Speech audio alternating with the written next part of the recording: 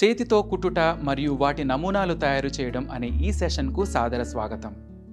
ఈ సెషన్ ముగింపులో మీరు చేయగలిగేవి: చేతితో ఈవెన్ బాస్టింగ్ చేయటం, చేతితో అనీవెన్ బాస్టింగ్ చేయటం, చేతితో డయాగ్నల్ బాస్టింగ్ను చేయటం, చేతితో స్లిప్ బాస్టింగ్ను చేయటం, టైలర్ స్టాక్స్ను చేతితో బాస్టింగ్ చేయటం. అవసరమైన పరికరాలు మరియు సాధనాలు: scale 12 inches 1, HB pencil 1, scissors 8 inches 1, cotton fabric 10 centimetres by 6 centimetres 1, thread 1,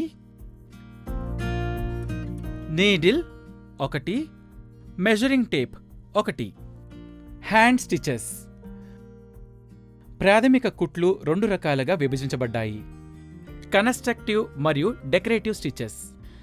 constructive stitches 2 రకాలుగా విభజించబడ్డాయి: టెంపరరీ స్టిచెస్ మరియు పర్మనెంట్ స్టిచెస్. బాస్టింగ్. బాస్టింగ్ అనేది పర్మనెంట్ స్టిచెస్ వేయడానికి ముందు 2 లేదా అంతకంటే ఎక్కువ మెటీరియల్ను కలిపి ఉంచడానికి ఉపయోగించే టెంపరరీ స్టిచెస్. సాధారణంగా ఈ స్టిచెస్ హారిజాంటల్గా ఉండి మరియు కుడివైపు నుండి ఎడంవైపుగా ఉంటాయి. ఈ ఒక్క కుట్టు మాత్రమే ముడితో ప్రారంభించబడుతుంది. బాస్టింగ్ కోసం సాధారణంగా కాంట్రాస్ట్ కలర్ థ్రెడ్ను ఉపయోగించబడుతుంది, తద్వారా దానిని సులభంగా చూడవచ్చు మరియు తొలగించవచ్చు. బాస్టింగ్ను ముగించడానికి 2 కుట్లు ఒకదానిపై ఒకటి వేయబడతాయి. బాస్టింగ్ స్టిచెస్ అనేక రకాలున్నాయి. ఈవెన్ బాస్టింగ్. ఈవెన్ బాస్టింగ్ తక్కువ పొడవు సీమ్స్ మరియు ఫోల్డ్స్ కోసం ఉపయోగించబడుతుంది. అనీవెన్ బాస్టింగ్. సీమ్స్ మరియు పొడవుగా ఉన్న ఫోల్డ్స్ కోసం అనీవెన్ బాస్టింగ్ ఉపయోగించబడుతుంది. Diagonal basting. అనేక లేయర్ల ఫ్యాబ్రిక్ను సెక్యూర్గా ఉంచడానికి డయాగ్నల్ బాస్టింగ్ ఉపయోగించబడుతుంది. Padding stitch. లైనింగ్ మరియు ఇన్నర్ లైనింగ్ను పట్టుకోవడానికి కోట్స్లో ప్యాడింగ్ స్టిచ్ ఉపయోగపడుతుంది. Tailor's tack. థ్రెడ్ గుర్తులు ప్రాథమికంగా అనీవెన్ బాస్టింగ్ కుట్లు. ఫ్యాబ్రిక్ యొక్క తక్కువ లేయర్పై గుర్తులను బదిలీ చేయడానికి అవి ఉపయోగపడతాయి. చేతితో ఈవెన్ బాస్టింగ్ స్టిచెస్. ఈవెన్ బాస్టింగ్. ఈవెన్ బాస్టింగ్ సాధారణంగా తక్కువ పొడవు సీమ్స్ మరియు ఫోల్డ్స్ కోసం ఉపయోగించబడుతుంది. ఈవెన్ బాస్టింగ్ను చేతితో కుట్టడం కోసం పద్ధతి కింద ఇవ్వబడింది. 10 సెంటీమీటర్స్ బై 6 సెంటీమీటర్స్ సైజులో 2 కాటన్ ఫ్యాబ్రిక్ ముక్కలు కత్తిరించండి. 50 సెంటీమీటర్స్ దారాన్ని కోన్ నుంచి కత్తిరించండి. థ్రెడ్ యొక్క ఒక చివరను ముడివేయండి. బాల్ పిన్ను ఉపయోగించి ఒక ఫ్యాబ్రిక్ను మరొక ఫ్యాబ్రిక్పై అమర్చండి.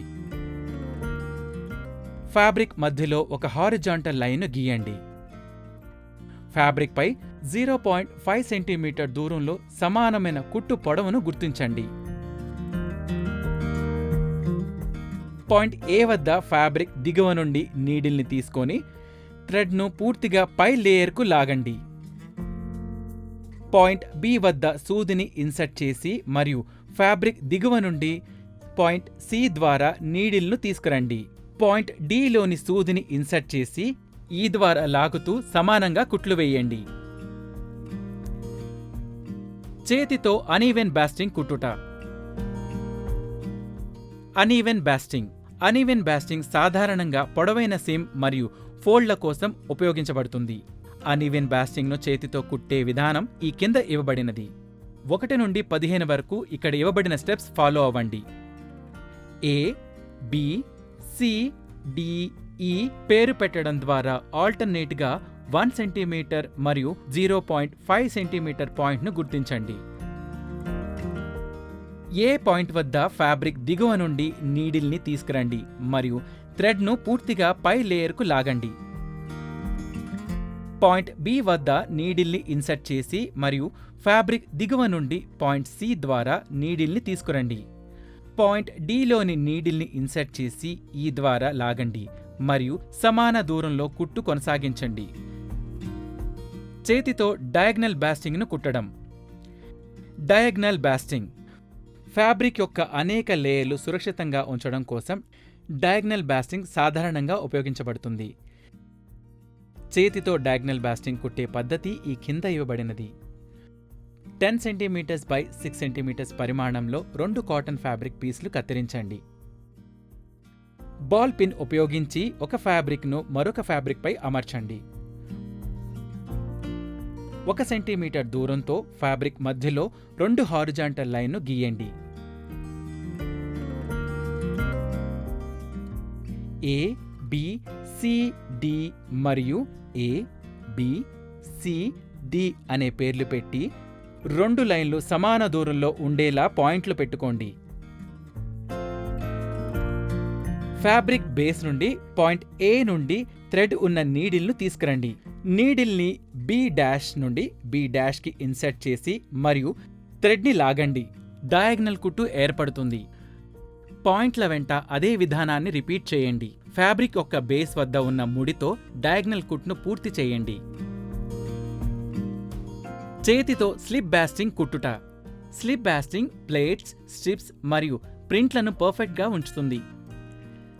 సీమ్స్ సమయంలో షాఫ్ట్ను అనుమతించకుండా స్లిప్ బాస్టింగ్ సహాయపడుతుంది. స్లిప్ బాస్టింగ్ను చేతితో కుట్టే పద్ధతి ఈ క్రింద ఇవ్వబడినది.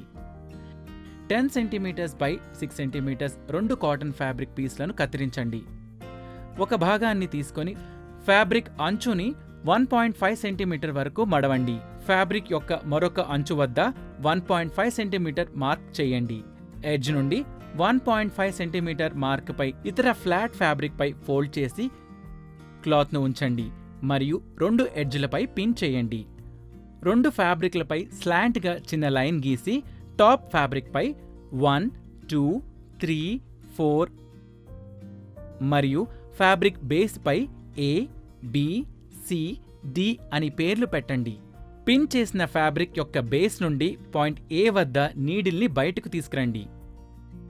నీడిల్ని వెనక నుండి 1 ద్వారా ఇన్సర్ట్ చేసి మరియు దానిని 2 వద్ద బయటకు తీసుకువచ్చి మళ్ళీ నీడిల్ని ఇన్సర్ట్ చేయండి.